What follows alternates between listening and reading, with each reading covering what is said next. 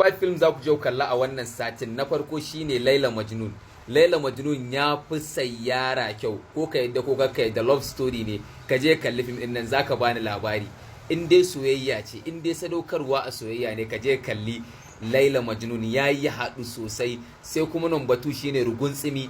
Ruguntsumi ya kasance ɗan ta'adda ne, amma shi ta'addancinsa a yanda yake, idan kai mai kuɗi ne ɓarawo ne zai dawo maka sata.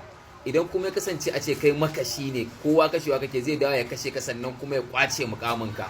Fim din yayi kyau shi ma, ku je ku kalle sa. Sai kuma na uku shine Sabanin Tunani. Sabanin Tunani irin kisa akai, da aka yi kisa irin yara ne fa suka yi kisan fato. Akwai dan ba ruwanka, dan ba ruwanka shi ma aka hada da shi.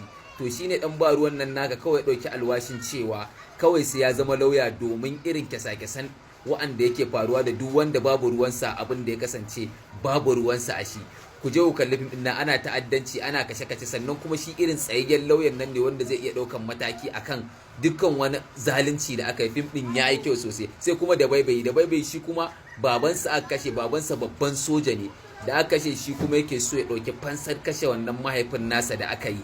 Irin abokanan aikin sa ne suka mai zagon kasa suka kashe shi. Fim din yayi kyau. Sai kuma Zubar Jini shi ma gaskiya yayi kyau, saboda fim ne na sniper, tunda aka ba sa kwangilar kisan wani gaye, daga nan bai kara samu kwanciyar hankali ba, shi ma aka ringa bin sa za a kashe sa. Ku je ku kalli kayatattun fina-finan nan haɗaɗɗu, sun yi kyau.